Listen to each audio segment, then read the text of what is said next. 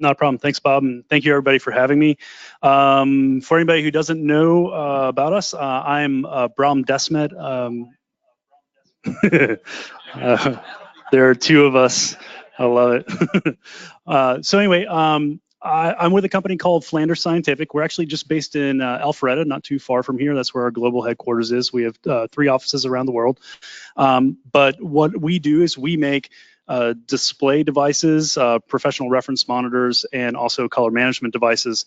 As part of that work in making display devices, we have to be pretty up to speed about, or pretty up to speed on what's available in the market from the semiconductor manufacturers in terms of display solutions that we can build products around. So we're going to review a little bit about the current and future displays that we see, coming to market in this industry. And we will also talk briefly about the past, just to give it some context. There are some people here that know way more about monitors of the past than I do. So if I say something stupid, feel free to correct me. Also, if you have any questions along the way, feel free to raise your hand or jump in or yell at me, whatever. If it's something I don't think I'm going to cover later in the presentation, I'll try to answer it right then. Otherwise, we will save that till I get to that slide. I'm going to follow along with my own presentation here. So I see some of my notes, and then we'll hopefully, yay, the clicker works. Great. So I like to throw this out here, a little bit of throwback to one of the very first color televisions. This is the RCA CT100. And as you see there, I say color like you haven't seen since 1954. What do I mean by that? Well, what's interesting about that color television, and there were some others like it, is that this actually had a very wide color gamut. The color gamut was essentially NTSC 1953. And what's sad about it is that it was only a few years ago that we really started getting back to most monitors or display devices being able to do this sort of color gamut again. So the question is why? Well, why did we have to go to a narrower color gamuts? Well, the problem with this, besides all the normal CRT problems like convergence issues and linearity issues and geometry issues and low resolution and power consumption and size and all those things, is that it was very, very dim. So you really have to watch it in the dark to see it well. So there was this desire to get to brighter and brighter displays. And when we just had CRT displays, the way that we did this was by using different phosphor sets. The one that you see pictured is a SMPTE color gamut. You see that that's a lot narrower. But the thing that this gave us was the ability to go to 80 to 120 nits of luminance really without much of a problem. And that's kind of where we landed for a long time. And this is kind of what the industry relied on. The SMPTE phosphor set was actually originally developed by RCA and Conrac back in the 60s. But funnily enough, this was not actually standardized or formalized, I should say, as a recommended practice until I think it was 1987 that we had RP 145 that basically formalized the SMPTE phosphor set and SMPTE color gamut.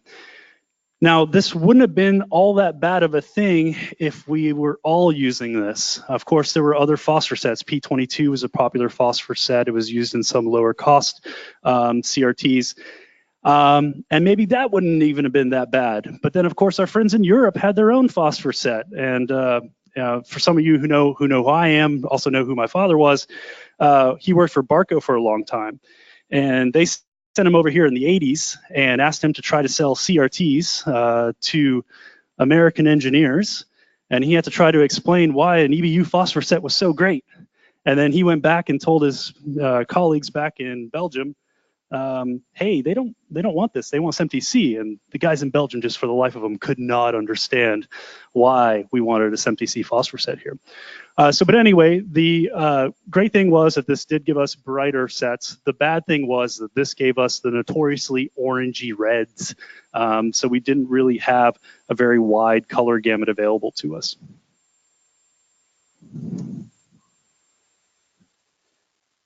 Anybody know when Rec 709 came out?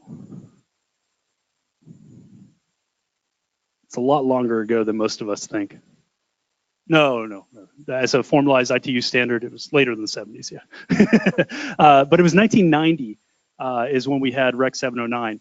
Now, the beautiful thing about Rec 709 is that it finally got us all ostensibly on the same page, right? So we're all using the same color gamut. So while we still have, you know, the big issue of dealing with different frame rates across different regions and different resolutions when we were still dealing with SDR, at least we were hopefully using the same color gamut. Now, let's see where I was going with that. So using the same color gamut, same frame rates. Oh yeah, and then with HD, we also got a little bit of the same resolutions in use. So at least a little bit more common to use 1080 or 720, but not these big regional differences. Let's see. Okay, so one of the big issues though was that with CRTs, there was no CRT using a Rec 709 phosphor set, right? So if we really wanted to do this properly, we had to look for other technologies. And one of the first go-tos was LCD. But those of you who are in the industry at the time know that the first generation professional LCDs and even the LCD TVs were kind of garbage. Very, very low contrast ratio. You didn't have the CRT level blacks. And the color imagery wasn't that good, and the off-axis viewing was pretty miserable. So if you had people sitting on opposite sides of the room, they were looking at different colors. Now that would slowly improve over time, but this is part of what opened kind of the door for PDP or plasmas. And plasmas really gave us CRT-like color, of course, very good black levels. Unless you sat too close, then you would see the kind of sparkly noise in the lowlights. But they really gave us excellent performance, and that's why that technology pretty much took off. Well, because it could do Rec 709, that was the primary thing. Yeah. So, and when I say better color than LCD for sure. Yeah. Yeah. So the question was why would it be better color? I only meant better color in two respects. One, better color than most of the LCDs at the time, and then two, because of the contrast ratio was a lot better. You could have just better looking display, and then also because it could actually do Rec 709. So the other thing that kind of drove the adoption of these new technologies was also environmental factors, which I think is something that when I talk to other people kind of in my position or from the semiconductor manufacturers, they try to brush this off and say, oh, don't worry about the environmental concerns when I talk about concerns of power consumption or the like. But CRTs are probably going the way of the dodo bird anyway, because no one wants to hang a CRT over their mantle.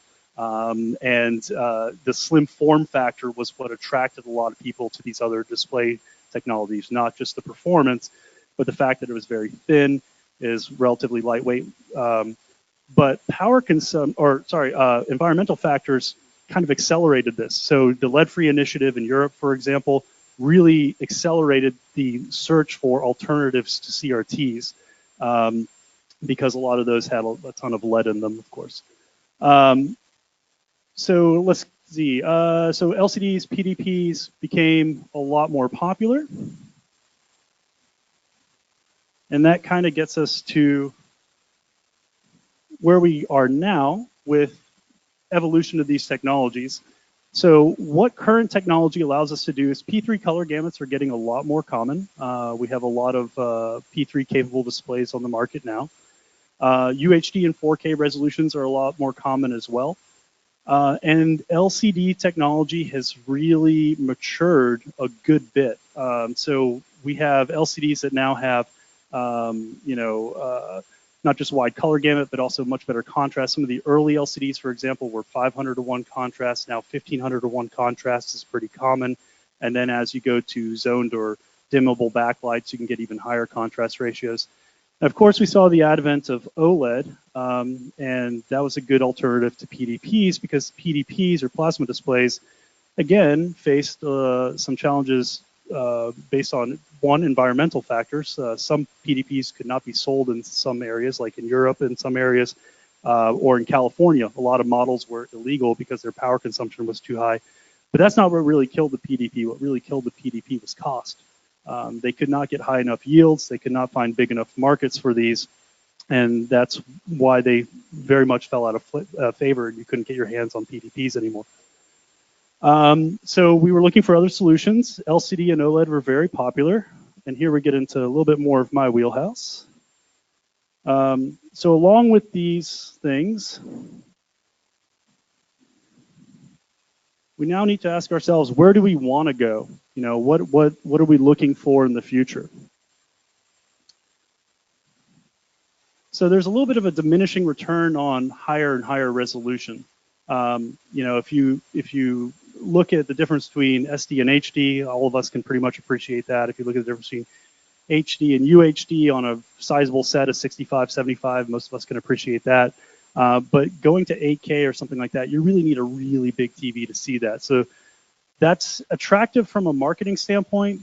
Some of the consumer TV giants certainly like to market 2K or 4K or HD because they're easy numbers. Consumers seem to get it.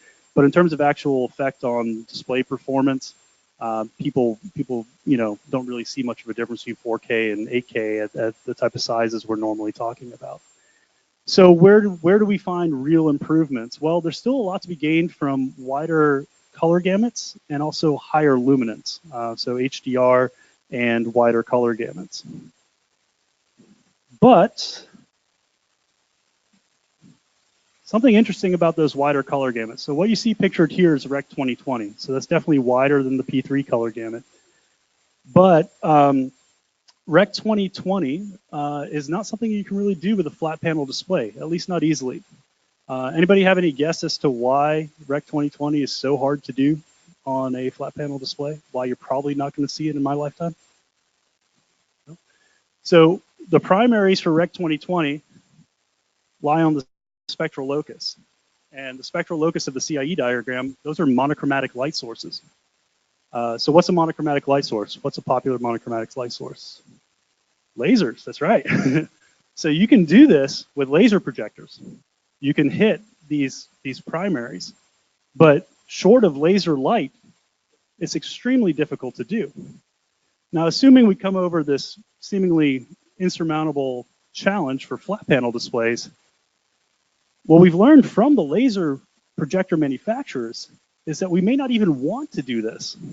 So while Rec 2020 may sound good, there are other problems besides the technical challenge of just reaching that color gamut. So with laser projectors, you have the speckle issue. That probably wouldn't be an issue with flat panels. But you do have increased observer variability, or what's a lot of times referred to as observer metameric failure. So what that means is that as you get to these narrower and narrower spectral emissions, we see color more and more differently. So from one observer to the next, things will look more and more different as we move away from broader and broader spectrum light sources and to narrower and narrower spectrum light sources. So here's a good overview of two popular types of spectral distribution. So the one in the back that's a little broader, that is actually a WOLED. So if you go buy a 65-inch LG OLED or the new Sony OLED or the new whatever OLED, they're all using the same panel, so it doesn't matter. They'll have this type of spectral distribution in the back. You have that big blue peak, a good bit of green, a little bit of red, but fairly, broad spectral distribution compared to the thing in front of it. Those lines that you see, and I've exaggerated them, they're actually 4 nanometers wide each, but in reality they'd be about 1 nanometer wide. Those are laser light sources. Now, the projector manufacturers that can do this typically don't. So what they'll do is they'll purposefully broaden these out, because by broadening them out, they reduce their speckle issue, that's one thing, but also they tackle this observer metameric failure by bringing the color gamut in slightly, by broadening out those spectral emissions. So what they'll do is they'll take these 1 nanometer light sources, and then there's about 2 or 3 different methods that are commonly used to broaden them out. They'll broaden them out to 20 to 40 nanometers. And that has the effect of tackling those challenges, but it also means that color gamut comes in a bit. So now we're not dealing with Rec 2020 anymore. We're dealing with something that's going to lie somewhere between P3 and Rec 2020. knowing this, it kind of on the semiconductor side and also my side making professional displays and whatnot, um, it kind of limits your drive to try and tackle Rec 2020. You know, whether you can hit 95% or you can hit 96%, doesn't really matter if you're falling short of Rec 2020. So what Rec 2020 has become is more of a container. So when people ask for a Rec 2020 deliverable, they're just asking you to basically have Rec 2020 code values to represent all your colors, but all the mastering, all the monitoring is typically being done on P3 capable displays, not Rec 2020 capable displays.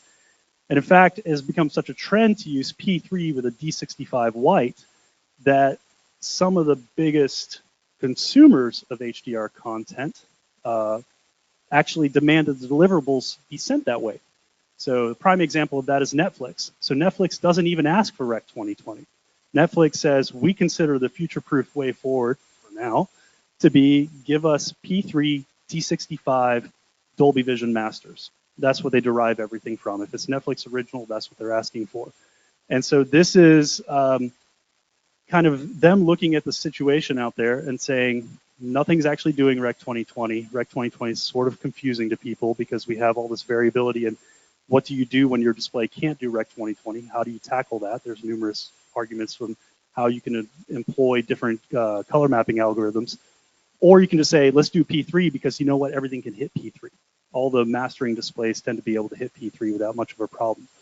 So again, we may not actually be able to do Rec 2020, so that leaves luminance as kind of the big thing, right? Sort of. So what I would say is that what you're really looking for is color volume. And this is real pertinent to the discussion we'll have on OLEDs in just a little bit. So it's this combination of being able to do this P3 color gamut in combination with luminance, which gives us this greater color volume. Now, I like to talk about color volume because a lot of times people talk about gamut and luminance like they're separate things, but they're really not. So the beautiful thing about HDR is that we can do these very saturated, very bright colors. So where HDR to me shines most is if you look at Las Vegas at night, right? And you see those neon signs, that's what will blow people away. You show somebody that in HDR, they will feel like they're watching TV for the first time. It is just that spectacular. The thing that really got me was going to a theater and watching Guardians of the Galaxy 2. They have this red laser light going. And when you see that in HDR, you're like, I don't think I've ever seen that red before, because you've seen saturated reds and you've seen bright reds, but you've probably not seen saturated bright reds. That is something quite extraordinary. So that's really what we're looking for. Now, knowing that's where we can get our kind of biggest improvements is with this extended color volume, that really steers where the semiconductor manufacturers and where professional monitor manufacturers, TV manufacturers are steering their development efforts and steers what they are asking for from these manufacturers. So the future success of these technologies, OLED, LCD, micro LED, all of these things will be determined in large part with how well they can address this color volume need. So we're going to go over a couple of those technologies. The first is OLED. And when we talk about OLED, we really need to separate the two types of OLED that are present in the display technologies that we use. So you have RGB top emission OLED. If you have used a 17 or 24 inch or 7-inch OLED, well, I'll take it back, not the 7-inch, because there are actually two versions of that. But if you've used the 17 and the 24 or the 31-inch OLEDs that are professional monitors, you have been using the one on the left, the RGB top emission OLED. RGB top emission OLED, if it weren't for HDR and some other factors like cost, would probably be the champion. It would be the technology that we all use going forward. It offers phenomenal contrast ratio, really fast pixel response time, exceptional off-axis viewing. There's almost nothing bad to be said about it until you try to shoehorn it into doing HDR. Because the problem with OLED is that OLED burns in very quickly because it is organic LED. So those compounds age at different rates, and you can get burn in when you place static content. or even if you have, graphics overlays, a logo in the corner, you can get burned in pretty quickly with OLED. The other big problem with RGB OLED was that it was very hard to scale to larger sizes. The yields on this were extremely low. And that's part of what led to really high costs, and also part of what led these manufacturers to not want to build really big TVs or big panels. Because what they do is they build these things in giant sheets, and then they cut them to the size that they need. And if you're trying to gear towards doing 55-inch, it means if anything in that size of that panel is basically broken and not fixable, they got to recycle and start over. Whereas if you're cutting a lot of 24.5-inch panels or 17-inch panels out of that, you can still make do with the parts of the panel that were okay. So that was a really tough technology to try to make work in terms of scaling it. Again, there's no real consumer demand for it because it's simply too expensive and there weren't the right sizes, which meant that the only markets really buying that technology were some medical applications. Some universities were doing it for experimental studies because the pixel response time was so fast. And then our industry. But that's not enough to keep a plant like this running. You've got to sell millions, if possible, if not at least hundreds of thousands of these things. And you're looking at something that was probably, turnover of 20,000, 30,000 panels a year. That's not going to do the trick. And so it wasn't economical to keep that open. So this technology, unfortunately, it's all but dead. The one semiconductor that was doing it has basically stopped doing it, and you will see that those panels will, in the very short term, no longer be available. In fact, on the larger 31-inch sizes, that's already happened. You can't buy the 31-inch HDRs anymore, but you can buy still some of the smaller ones, but that won't last much longer. So, but that's not the only OLED technology out there. We also have white OLED. So that white OLED is, if you've ever seen a 55 or 65-inch LG OLED or Sony OLED or Panasonic OLED, they're all using this type of technology. Now, this is a fascinatingly complex technology because white OLED sounds simple, but it's not. Because what you actually have is red, green, and blue OLED. They're stacked on top of each other to make a white light. That white light then has 4 subpixels on top of it. So you've got 4 areas underneath, and then you have a color filter that sits over the top, where you have, it's basically like a TFT plane, very much like an LCD. So it is filtering that white light and giving you your red, green, blue, and then there's a 4th channel of white. So the number of transistors in this thing is just astronomical, which is why you don't see them in sizes smaller than 55.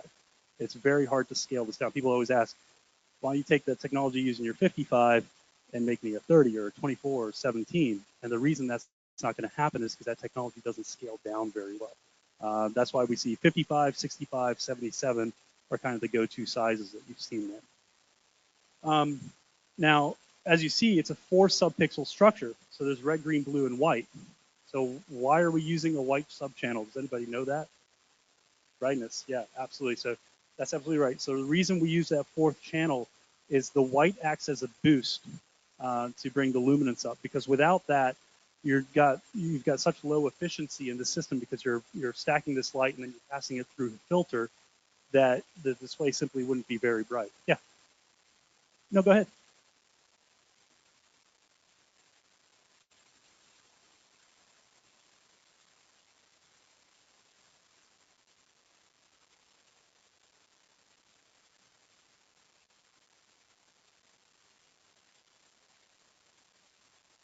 Oh, okay. So the question was, why can't we hit those monochromatic target colors using OLED or some other technology? Those compounds, basically, they're like phosphors, right? And when you excite those phosphors, they have a native spectral characteristic. That spectral characteristic is not monochromatic. It's actually very broad spectrum. So if you look at the curves for, I actually don't have a picture of the spectral distribution of an RGB OLED. Let me go back actually to this real quick. I'll show you. This is a good question. So with WOLED, you have this one that's in the background. With RGB OLED, what you'd have is you'd have 3 humps that are exactly the same size. So you'd have one at blue, one at green, one at red. They'd be about the same width. but the width of them is about the same as this blue right here. So that's what the width of each of those is. So it's just a native characteristic of the materials that are used. That's why that can't happen. So this use of WRGB OLEDs.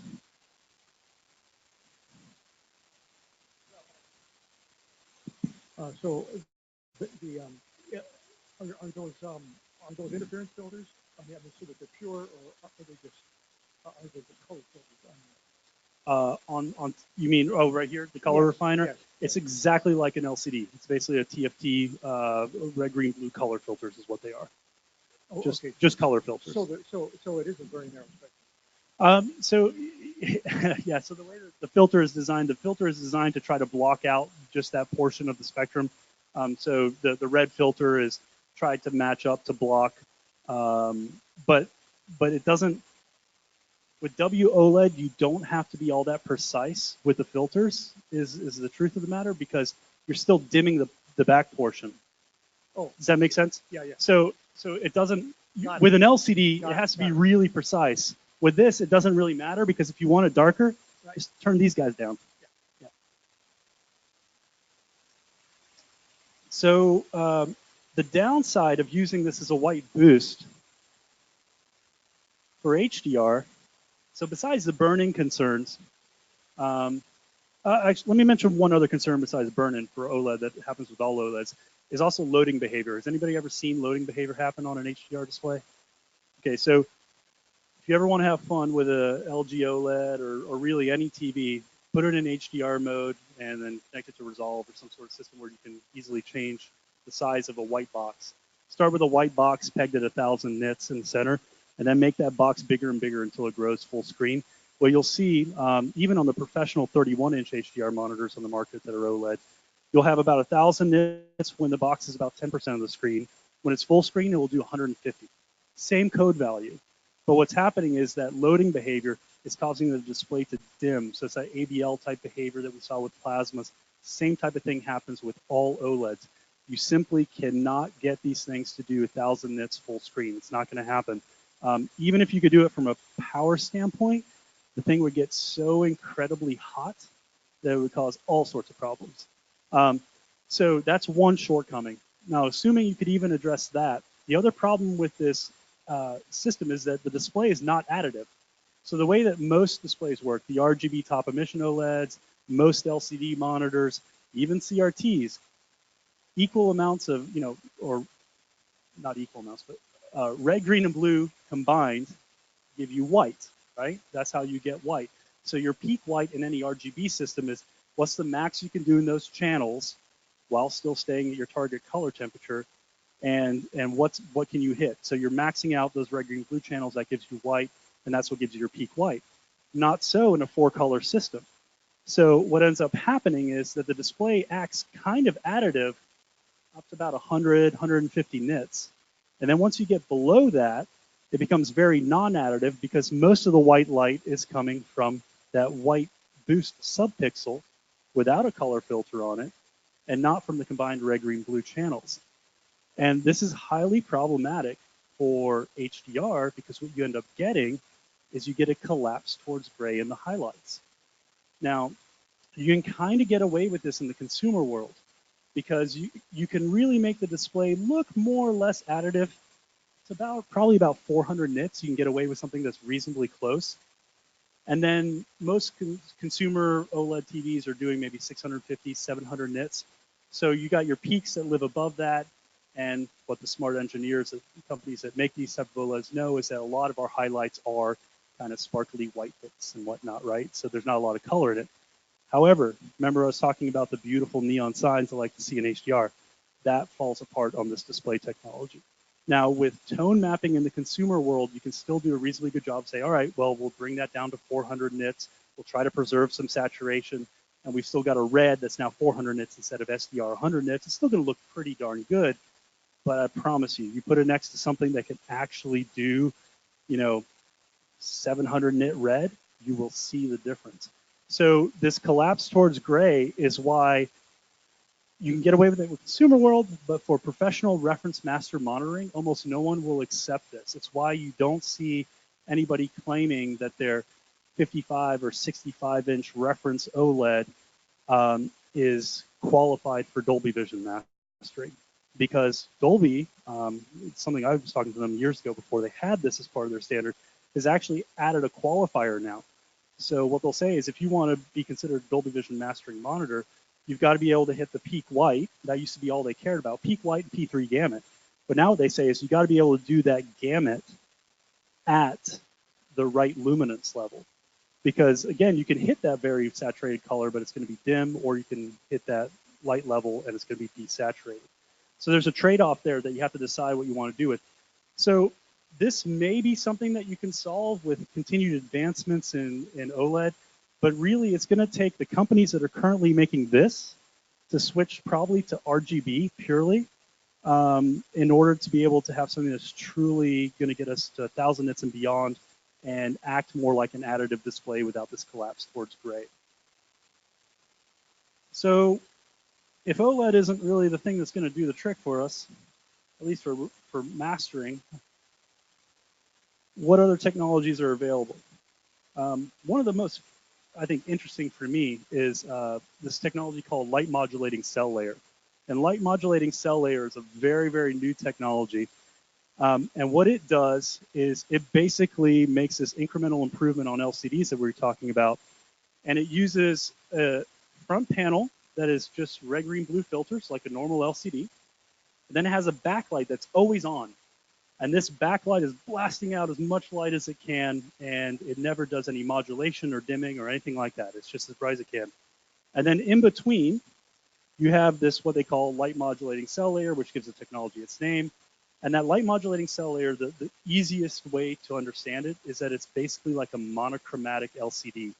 So it's an LCD without color filters, and all it does is just modulate how much light is getting to the front panel, which then gives the light its color.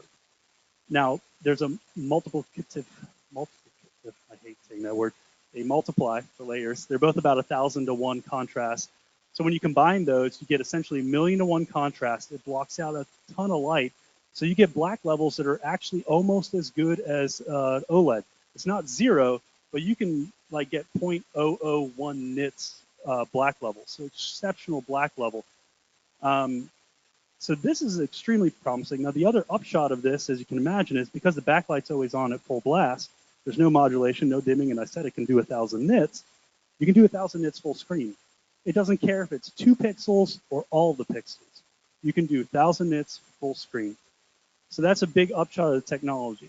Now, some of the downsides of the technology are that the backlight's on all the time. So it draws a lot of power. So 31-inch version of these panels that does 1,000 nits. There's about 4 or 5 panel or reference monitors on the market that can do this. And the most power efficient of them draws about 280 watts. The least power efficient, I think, is about 650 watts or so. So it draws a ton of power to get us to that point. And you also have to use very special backlights for this, and you also have to be really good at heat management when it comes to panel design and monitor design. To give you an idea, my company hates fans. We hate fans. We've never put fans in anything. We have a 3,000 nit monitor that uses a different technology. That doesn't have fans. We just use the chassis as a heatsink. When we made a monitor around this technology, we tried making it without fans. Didn't work. So now this is the first monitor we've ever made. It has 4 fans. And we need them to keep the thing cool. The question was liquid cooling. No. I hate liquid cooling even more than fans. No, it's a great question though.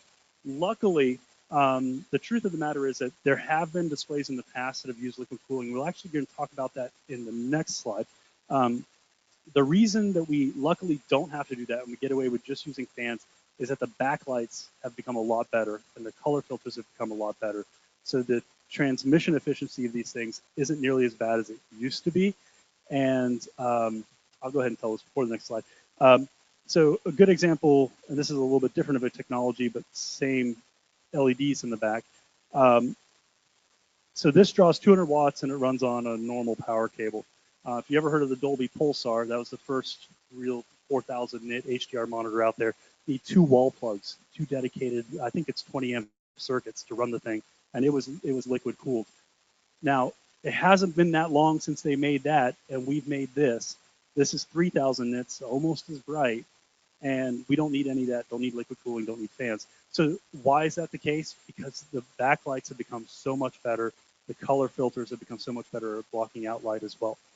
Um, so another thing with this technology, besides the power consumption issue, of course, is that because you're going through two panels, you can imagine that that has an impact on off-axis viewing.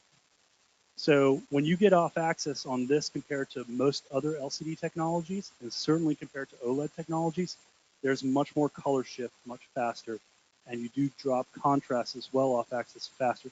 Now it's not like the 15 years ago LCD. It's not that bad, but it is definitely a narrower viewing angle than we are kind of used to. So it's something to be aware of with that technology.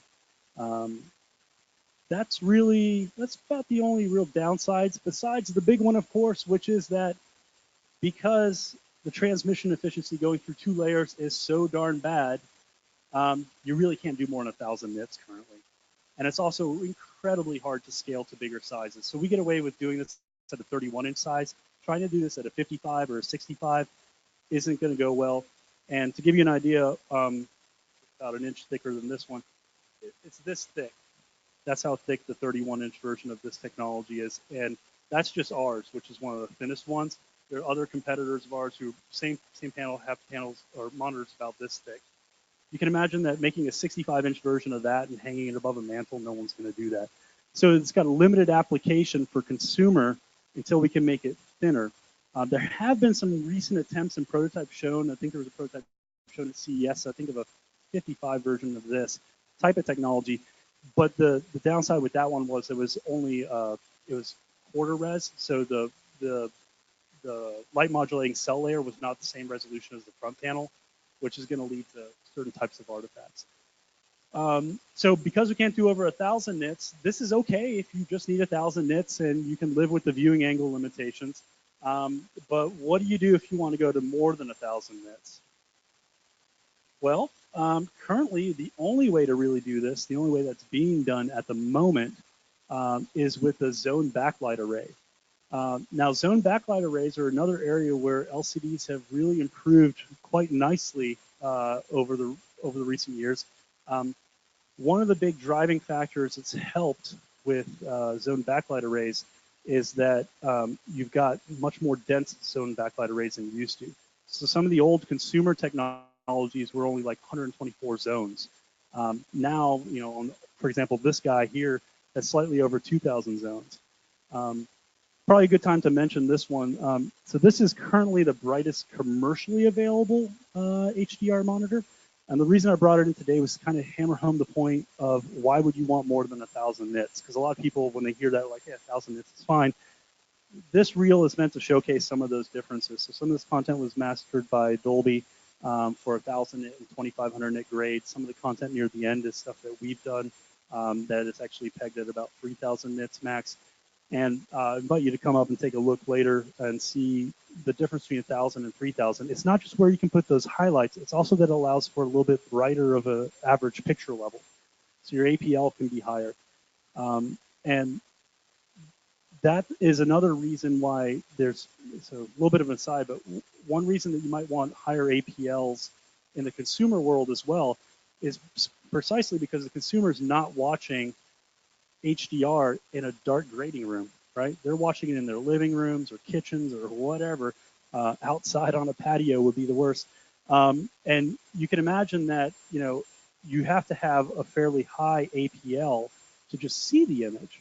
And if your TV can only do 700 nits and the thing is cranked with your average picture level is 400 or 500 nits, that difference between 400, 500 nits and 700 nits, the specular highlights don't really pop.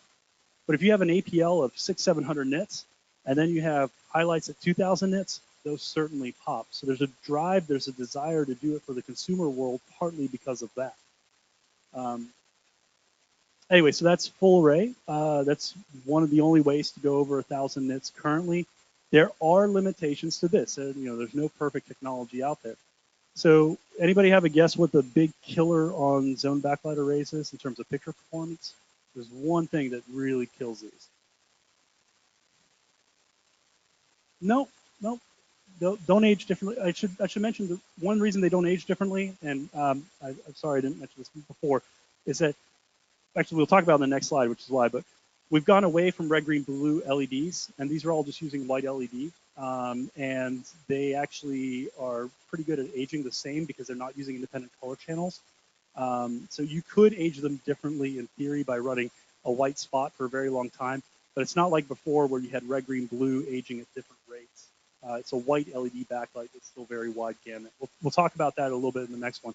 That's not the big drawback, really. Anybody else?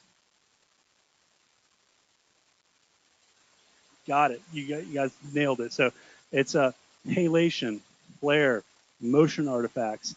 So what makes a good zone backlight array LCD is lots of zones and a really good algorithm driving it.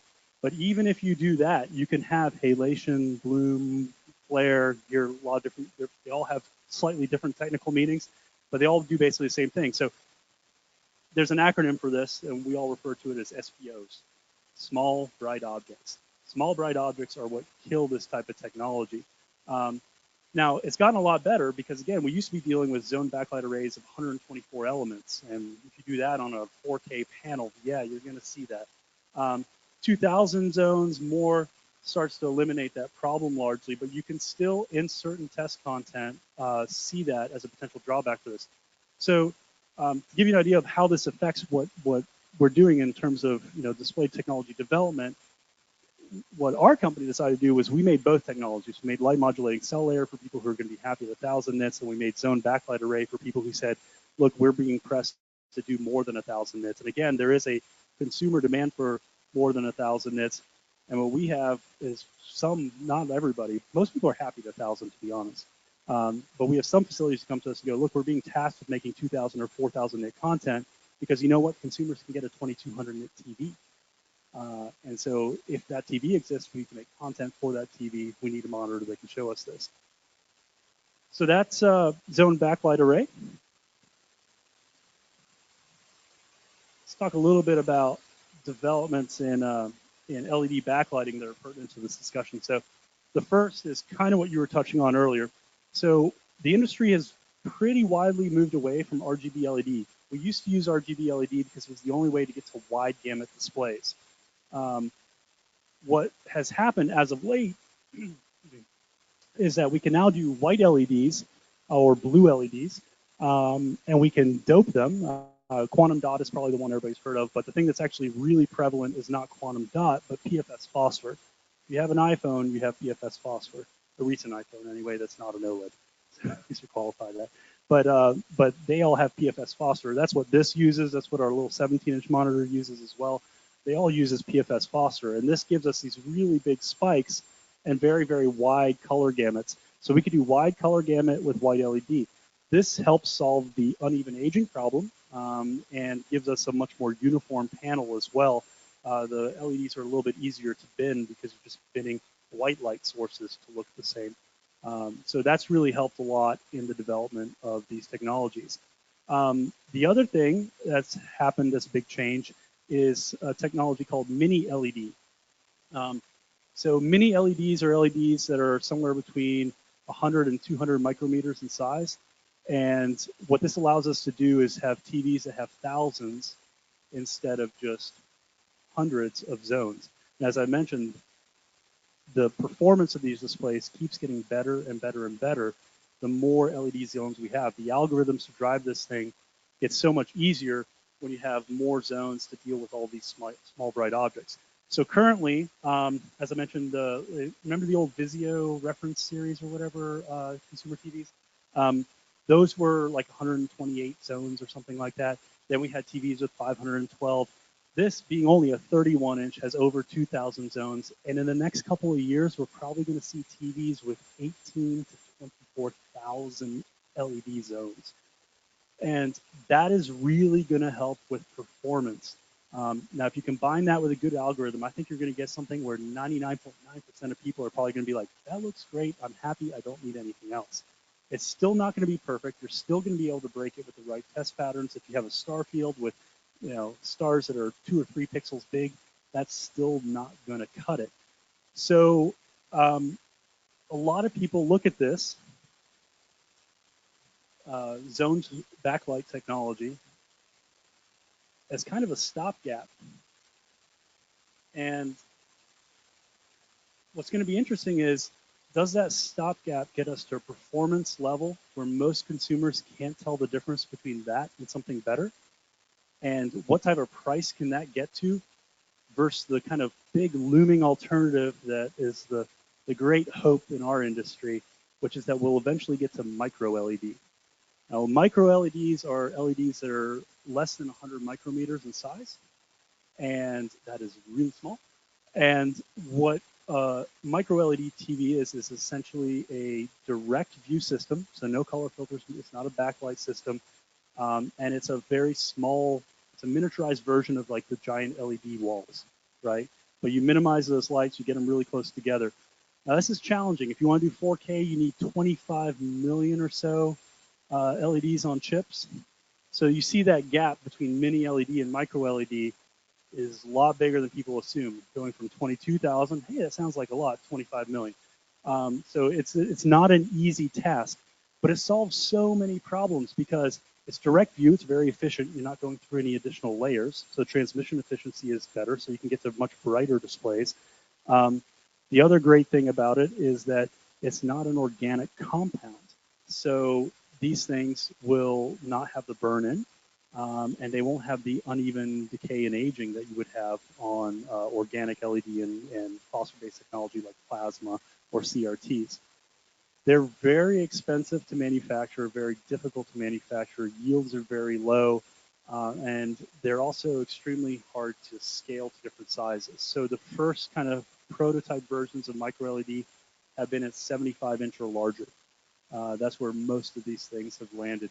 In fact, some of the things that have been marketed as micro LED are not really micro LED, and that's kind of the dirty secret of the industry, is that what they're doing is they're using things that are essentially mini LEDs, and they're making 140-inch walls or displays or 30-foot walls or something like that, and they're not really using micro LEDs. The LEDs are a little bit too big for that definition.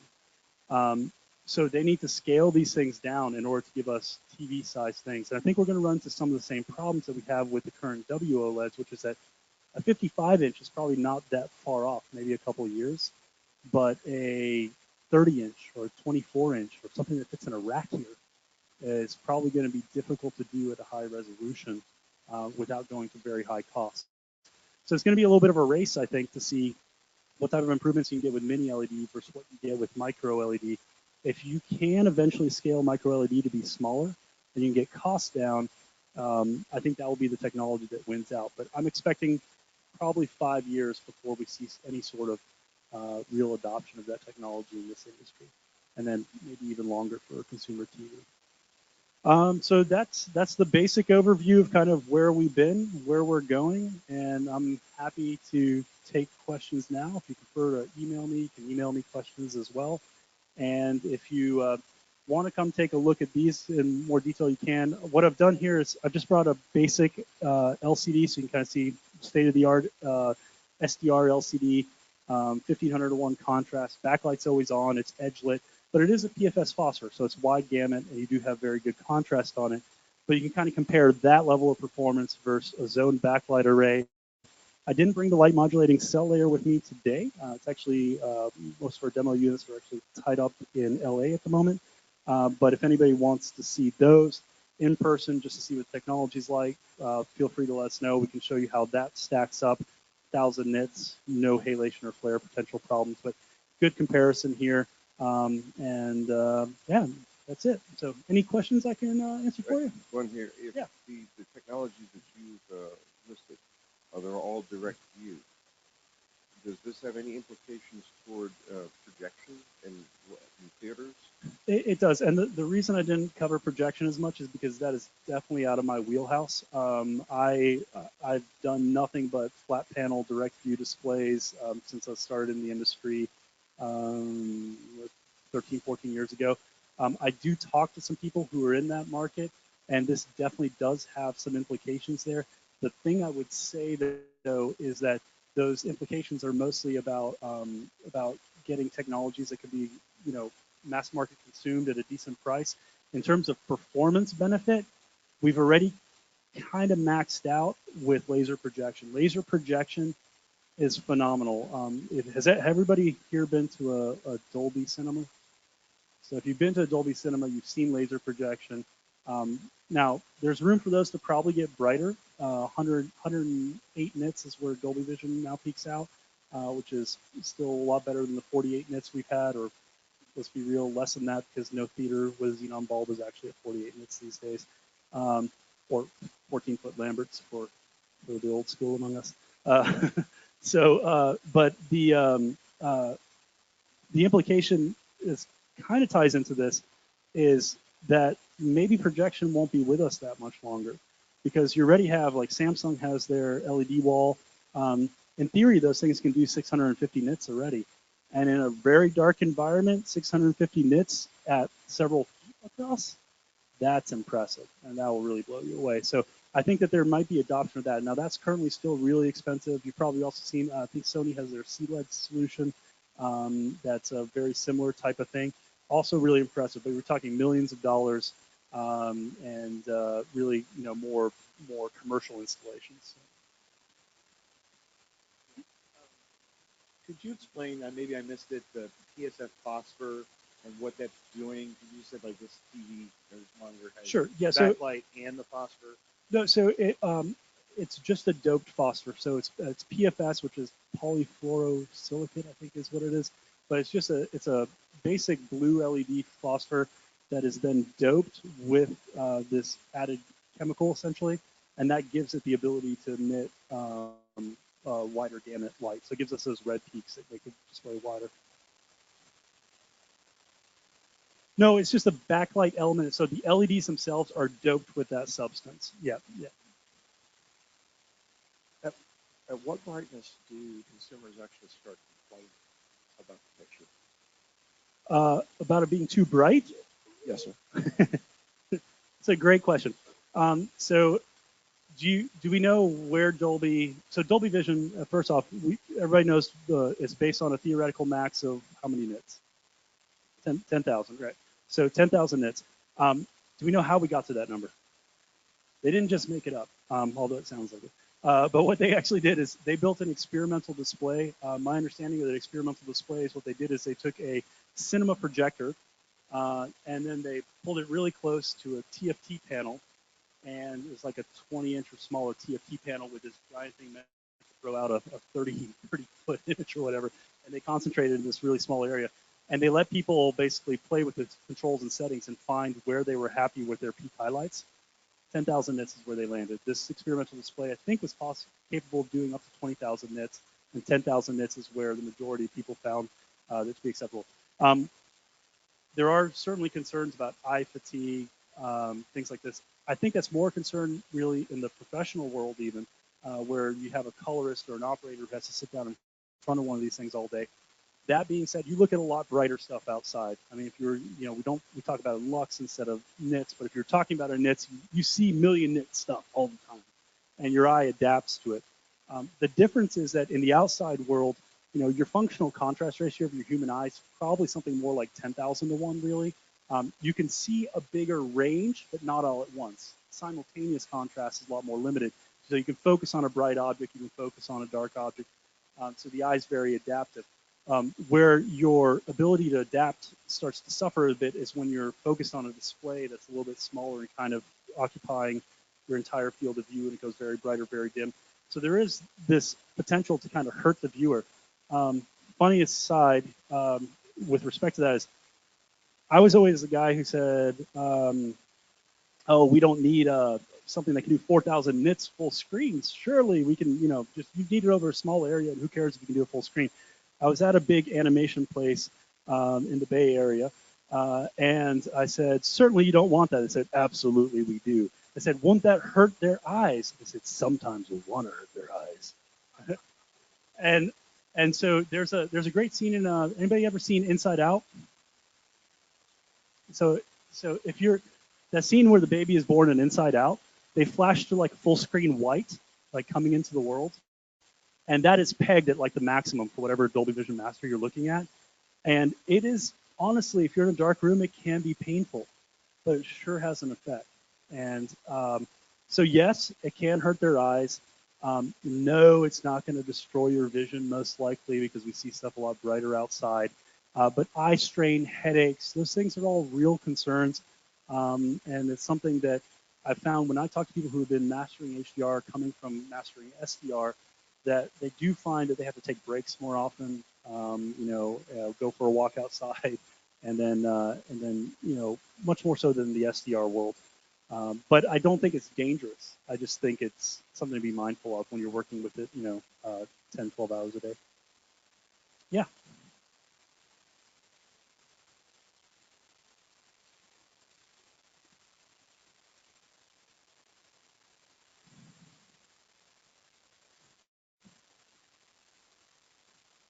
Factor in the semiconductor.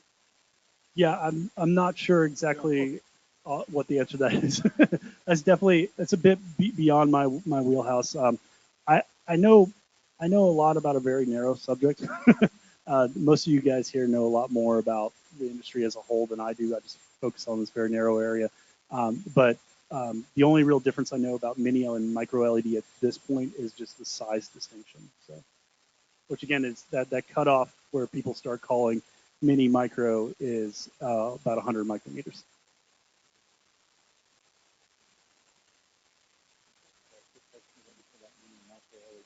Yep. With all these light outputs, you can actually, is there any kind of issue with overheating or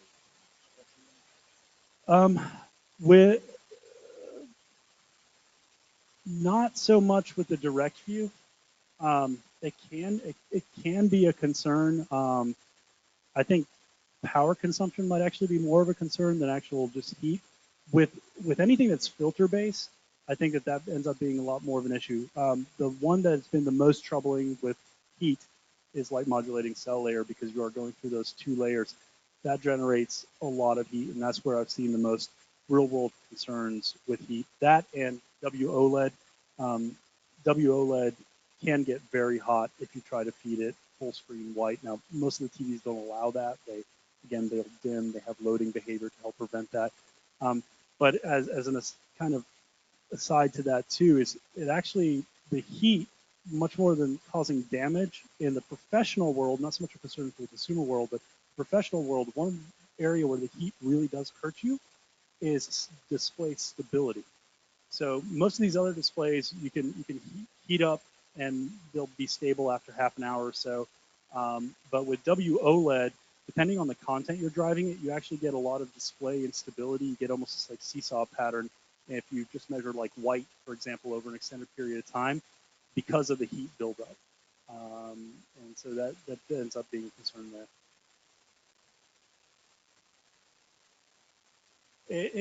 It is now. I will say it's gotten a lot better. We make some large OLEDs, and we've seen that over the last couple of years, the panels that we're getting and what we're able to do with them, that stability has improved a lot. But it is of the technologies we make, it's probably the least stable offering that we have. So it is something to be just aware of. In terms of color matching too. No, never mind. So if anybody has RGB OLEDs, you know color matching is a real challenge. And what's kind of nice about all the technologies coming out now is that while that's still a challenge, it's not as much of a challenge as it was in the past with the RGB OLEDs. Any other questions? Yes. So most of the display manufacturers are just so when it comes to like a company like ours or even like LG Electronics, which is the consumer division, the way that everybody rates the useful lifespan of these displays is what the semiconductors tell them. They don't usually do their own in-house testing. So all I can report to you is what's been reported to us, and that is about 30,000 hours. What I tell most people as well is that that rating is based at running usually at max. And especially when it comes to the reference monitor market, not with HDR, that's obviously an exception. With SDR, we run these things at such a small percentage of their max potential light output. So we run them at, good example is this. This can do 450 nits. We run it at 100 nits. So this is rated at 30,000 hours, but realistically, it'll probably last a lot longer than that. You also have a lot different drop-off behavior on these than you do on other technologies. So every technology kind of has a age and decay kind of curve, and it's surprising to see how different they are depending on what type of technology you're using. But the lowest rated I've seen on anything currently available is 30,000 hours. Some of the LED technologies, the SDR LED technologies, are rated at 40, 50,000 hours or more.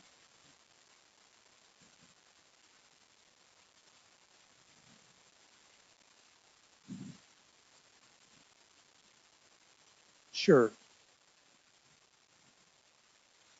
That's absolutely true. So power supply design is a big headache.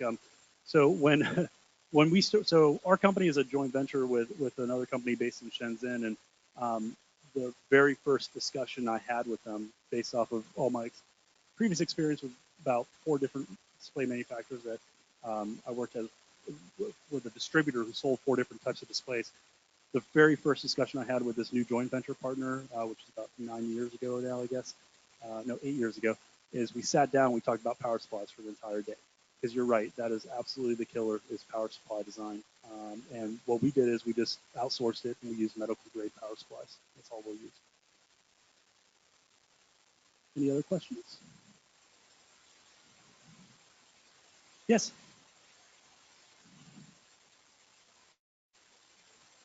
In your development, are you staying in contact with the camera manufacturers to make sure that you don't exceed them or they don't exceed you to proceed apace? The camera manufacturers blew past us so long ago. It's nothing but a race to catch up on the display side now.